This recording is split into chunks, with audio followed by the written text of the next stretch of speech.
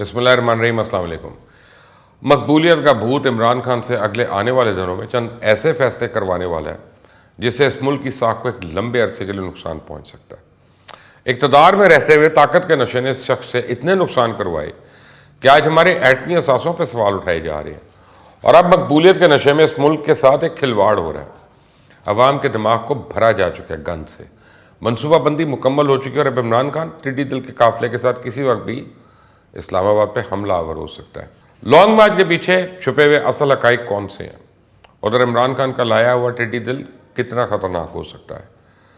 और इस सब की आज इस वीडियो में बात करते हैं। वीडियो को आखिर तक देखिएगा, बेल आइकॉन को प्रेस करना मत भूलें, सब्सक्राइब का बटन दबा लें। इमरान खान अपने ओछे हथकंडे और करोड़ों रुपए की इन्वेस्टमेंट से तैयार करता सोशल मीडिया सेल्स को इस्तेमाल करके इस कौम की नफ्सियात से खेल रहा है। पाकिस्तान में 16 करोड़ लोगों के पास मोबाइल फ़ोन्स की एक्सेस है और जिस पास मोबाइल फ़ोन होता है उसके पास इंटरनेट की सहूलत भी है। 8 से 10 करोड़ लोगों के पास इंटरनेट है और वो सोशल मीडिया का इस्तेमाल भरपूर करते हैं। इनमें 70% के करीब लोग नौजवान हैं। 2018 से आज तक इलेक्शन कमीशन के डेटा के मुताबिक 1.5 करोड़ से ज़्यादा लोग जो हैं वो वोटर्स लिस्ट में शामिल हो चुके हैं। और अगर हम पिछले इलेक्शन के नताइज में टर्नओवर देखें तो इस हिसाब से नए इलेक्शन में 70 से 80 लाख तक नए वोट कास्ट हो सकते हैं। इन सब अवामिल को देखते हुए इमरान खान इस वक्त सिर्फ और सिर्फ नौजवान नस्ल को टारगेट कर रहा है। कच्चे जहनों को बड़ी आसानी से जिधर मर्जी मोल्ड कर लो, आप कर सकते हैं। इसलिए इसकी टारगेट ऑडियंस भी वही नौजवान नस्ल है जो आसानी से दूर के ढोल सुनकर सुहाने ख्वाब देख लेते हैं।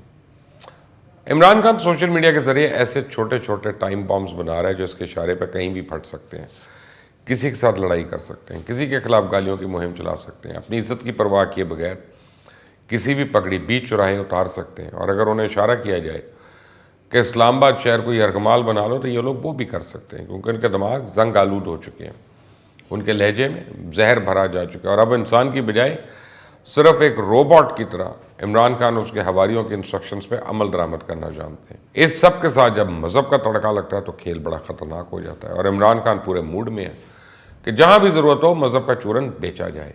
इससे भी ख़तरनाक बात यह है कि इमरान खान सिर्फ मज़हब का इस्तेमाल नहीं कर रहा बल्कि मज़हब को वेपनाइज़ कर रहा है और इसको एक हथियार के तौर पर इस्तेमाल कर रहा है। और अगर ऐसे ही चलता रहा तो ताकत का ये खेल पाकिस्तान के सीने पे बड़ी नई ज़रबें लगा सकता है, बहुत से ना भरने वाले ज़ख्मों का बायस बन सकता है जो बाद में पाकिस्तान के लिए नासूर भी बन सकते हैं।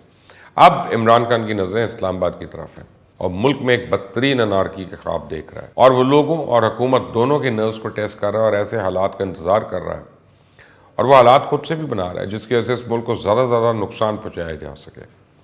अक्टूबर का आखिरी हफ्ता और नवंबर के पहले 2 हफ्ते इंतहाई अहम है और इन्हीं दिनों में कार्रवाई डाली जा सकती है। इमरान खान लोगों को बार बार ये मंजन बेच रहा है कि इसके लॉन्ग मार्च का मकसद सिर्फ और सिर्फ कबल वक्त इंतखाबात है। हकीकत कुछ और है। इस लॉन्ग मार्च का सबसे बड़ा मकसद और महवर नवंबर में होने वाली आर्मी चीफ की तैनाती है।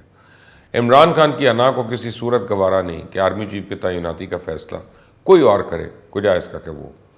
इसे ये कम अंदर अंदर से खाई जा रहा है कि मैं इस मुल्क को 4.25 साल के लिए हुक्मरान रहा, लेकिन मेरे पाँव में ऐसी बेड़ियाँ थीं जिसकी वजह से एक बार फिर मैं आर्मी चीफ की तैनाती का फैसला नहीं कर सका। इसलिए वो इस तैनाती को मुतनाज़ बनाने के लिए कभी अदारों में बगावत का बीज बोता है, कभी इदारों के सरबराहान की हुब्बुल वतनी पे एक सवालिया निशान खड़ा करता है, कभी जलसों में कहता है कि जो आर्मी चीफ ये लोग लाना चाहते हैं वो इन्हीं की करप्शन पे पर्दा डालेगा और जब डंडा दिखाई देता है तो अपने ही बयान से मुकर जाता है। अभी इस पास कोई दूसरा चारा नहीं बचा। ज़िमनी इलेक्शन के बाद वो इलेक्शन कमीशन पे भी हमलावर नहीं हो सकता, इसलिए कि इसने नवंबर की तैनाती को लेकर अभी से इस कौम के दिमागों को बंजर करना शुरू कर दिया और रियासत से टक्कर लेने के लिए इस हद तक चला गया कि इसके बकौल अगर लॉन्ग मार्च के दौरान तीसरी कुव्वत मुदाखलत करती है तो उसकी जिम्मेदार सरकार होगी। यानी इसने अपने सारे प्यादों को हदायत जारी कर दी है कि जो रियासत के साथ हर तरह के क्लैश के लिए तैयार हो। अब यहाँ 2 तरफ की मनसूबा बंदी हो रही है। एक तो ये कि जैसे ही आर्मी चीफ की तैनाती किसी हतमी मरहले से गुजरती है तो फौरी तौर पर इस्लामाबाद डी चौक की तरफ आया जाए, पूरी कुव्वत के साथ आया जाए और इसके लिए पंजाब और KPK की सारी मशीनरी इस्तेमाल की जाए। KPK के वज़ीर आला तो बड़ी देर से रज़ामंद है। KPK हुकूमत को हेलीकॉप्टर पर सैने भी करते हैं, KPK के हाउस में बैठ के इनकी बैठकें भी होती हैं, लेकिन पंजाब हुकूमत इसमें ज़रा आड़े आ सकती है क्योंकि परवेज़ लाई किसी भी सूरत इमरान खान के इन अज़ाइम का साथ नहीं दे सकते जिनके वो ख्वाब देख रहे हैं। इसलिए इमरान खान बार बार पंजाब के चक्कर काट रहे हैं। یہاں کی انتظامیہ کو ٹکر لینے کے لیے رضامند کر رہے ہیں، ہر روز کی بنا پر وہ لوگوں سے حلف لے رہے ہیں، لیکن اپنے اہل خانہ سے ابھی تک انہوں نے کوئی حلف نہیں لیا، اپنے بیوی بچوں سے کوئی حلف نہیں لیا۔ شاید ان کی حقیقی زندگی کی جنگ میں بشرا بی بی شریک نہیں ہونا چاہتی، یا پھر عمران خان کو صرف عام لوگوں کو ریاست کے سامنے لا کر مار پڑوانے کا شوق ہے۔ ایک دوسرے منصوبہ بندی بھی اس سارے کھیل میں شامل ہے، وہ ہے کہ اسلام آباد کی بجائے پنڈی میں ہی پڑاؤ کیا جائے۔ اس کے 3 فائدے ہیں۔ ایک تو یہ کہ پنڈی کی حدود جو ہے پنجاب حکومت کی ہیں، وہاں پر پنجاب پولیس ان کو ہر طرح پروٹیکشن بھی فراہم کر سکتی ہے، وہاں پر یہ اپنی مرضی کے مطابق جس طرح چاہیں قانون کے ساتھ کھلواڑ بھی کر سکتے ہیں۔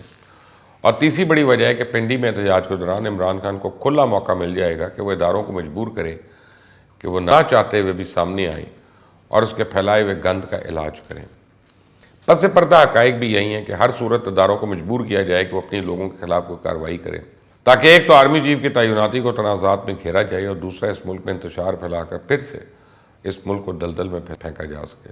دوسری طرف کی بھی تیاری پوری ہے، دوسری طرف انتظار کیا جا رہا ہے کہ عمران خان اس قسم کوئی حرکت کرے تو پورا ملک دیکھے گا کہ کس طرح اس کے کونے سیکے جا رہے ہیں، کیونکہ FIRs تو پہلے سے موجود ہیں۔ وفاقی حکومت نے اسلام آباد مارچ کے حوالے سے اپنے خدشات کے بارے میں بھی عدالت کو آگاہ کر دیا، اور اس ملک میں وارنٹ گرفتاری نکلتے ہوئے طبیعت ٹھیک ہونے میں کتنی دیر لگتی ہے وہ تو ہم سب نے دیکھ لیا، شہباز گل کو بھی دیکھ لیا، اعظم سواتی کو بھی دیکھ لیا۔ مستقبل میں جو ملک کے خلاف کسی سازش کا حصہ بنے گا، چاہے وہ خود عمران خان ہی کیوں نہ ہو، اس کا انجام بھی ویسا ہی ہو سکتا ہے اور ہونا چاہیے، شاید برا بھی ہو۔ طاقت کا یہ کھیل پاکستان کی سیاست کو کس موڑ پر لے آتا ہے یہ تو آنے والے دنوں میں واضح ہوگا، اور اس ساتھ وہ قوتیں بھی مزید بے نقاب ہوں گی جو پاکستان کی بقا کو نقصان پہنچانا چاہتے ہیں۔ بس دعا ہے اس سارے کھیل پہ پاکستان اور پاکستانیوں کا نقصان نہ ہو، آمین۔ اللہ حافظ۔